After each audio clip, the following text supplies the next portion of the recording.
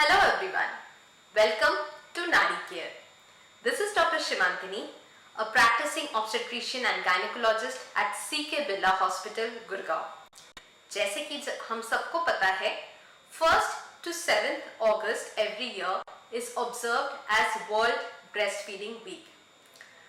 कई बार breastfeeding moms को feed कराने में प्रॉब्लम होती है क्योंकि दे मेंटेन एन इनकरेक्ट पोस्चर, उनके पोस्चर सही नहीं होते हैं, इसीलिए वो टायर्ड हो जाते हैं.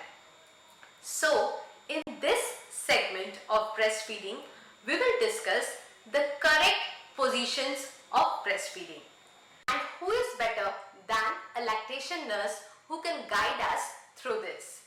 So today we have Sister Savita Dogra, lactation nurse at CK Birla Hospital, Gurgaon. Hello sister ji. Hello ma'am, thank you. Hi guys. अच्छा सिस्टर जी, आप तो कई सारे न्यू मॉम्स को गाइड करते हो, तो आपको क्या लगता है कि सबसे ज्यादा प्रॉब्लम ड्यूरिंग ब्रेस्ट फीडिंग क्या होता है? सबसे पहली प्रॉब्लम जैसे कि मैम मदर्स को 80% मदर्स को पोस्चर की वजह से होती है कि वो कैसे बैठ के फीड करा रही हैं, पोस्चर वो खुद कंफर्टेबल है कि नहीं. सबसे पहले फीडिंग के लिए जब भी मदर बैठती है सबसे पहले देखना है कि mother should be comfortable. Mother अगर कंफर्टेबल होगी तो अपने बच्चे को अच्छे से 20 मिनट्स 30 मिनट्स बैठ के फीड करा सकती है. अगर मदर ही कंफर्टेबल नहीं होगी तो अपने बेबी को 10 मिनट्स के लिए बैठ के भी फीड नहीं करा पाएगी. So as we can all understand, एक न्यू मॉम के लिए अपनी पोजीशन ड्यूरिंग ब्रेस्ट फीडिंग बहुत ही जरूरी है.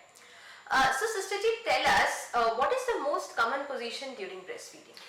मैम जैसे कि मदर को सबसे पहले ये देखना है कि मदर कौन सी पोजीशन में कंफर्टेबल है. ऐसा नहीं है कि मदर के लिए कोई स्पेसिफिक कोई पोजीशन है कि मदर उसी ही पोजीशन में फीड कराएगी तो मदर कंफर्टेबल है. कोई भी मदर पोजीशन यूज कर सकती है जिसमें मदर कंफर्टेबल है. पर हम स्पेशली एक पोजीशन कॉमन है जो मदर्स यूज करती हैं जिसको बोलते हैं क्रेडल होल्ड पोजीशन. अब हम दिखाने जा रहे हैं क्रेडल होल्ड पोजीशन. इसमें the pillow should be at the level of the mother's breast. आप बेबी को लेंगे एंड वन हैंड बेबी का बैक साइड पे करेंगे, ब्रेस्ट के बैक साइड पे, एंड आप बेबी के शोल्डर एंड बटक्स पे सपोर्ट करेंगे. बेबी का नेक ट्विस्ट नहीं होना चाहिए. हेड को बेबी के आपको फ्री रखना है and always attach your breast and your baby belly. ये है हमारी cradle hold position.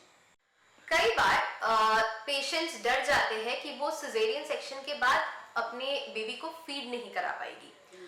So sister ji, tell us कि what position do you recommend for post cesarean section patients? Ma'am जैसे कि लोगों का मिथ है कि आपकी सर्जरी हुई है आप फीड नहीं करा सकते.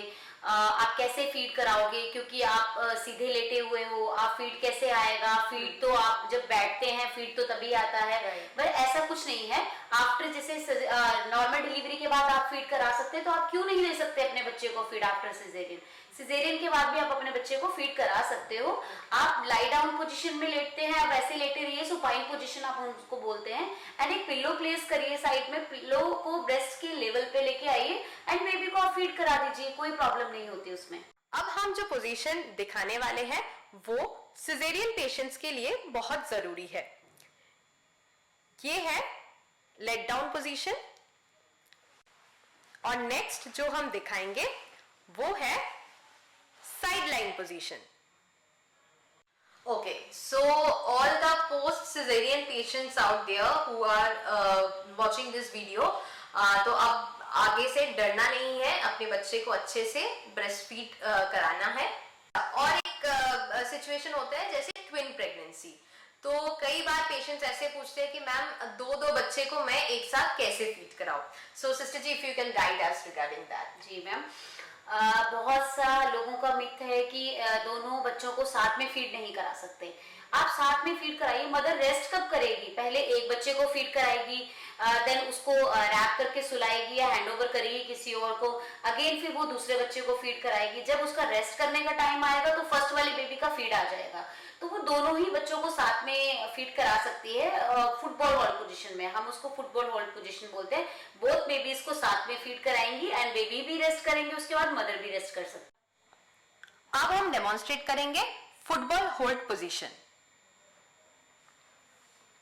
आपको ऐसे करना है एंड बेबी के नेक को आप यहाँ से होल्ड करेंगे, वन हैंड बेबी का यहाँ पे आएगा और सी होल्ड में आप अगेन ब्रेस्ट को पकड़ेंगे और फिर आप फीड कराएंगे। पोजीशन आप ट्विंस बेबीज में भी बोथ साइड आप ऐसे करा सकते हैं। ये मदर के लिए भी कंफर्टेबल है एंड बोथ बेबीज के लिए भी कंफर्टेबल है। हम अपने प्रैक्टिस में और एक सिचुएशन कई बार देखते हैं, जैसे कि प्री टर्म बेबीज। जिन बच्चे 2.5 किलो से कम वेट के होते हैं, तो उन बच्चों के लिए आप कौन से पोजीशन रिकमेंड करते हो ड्यूरिंग ब्रेस्ट फीडिंग?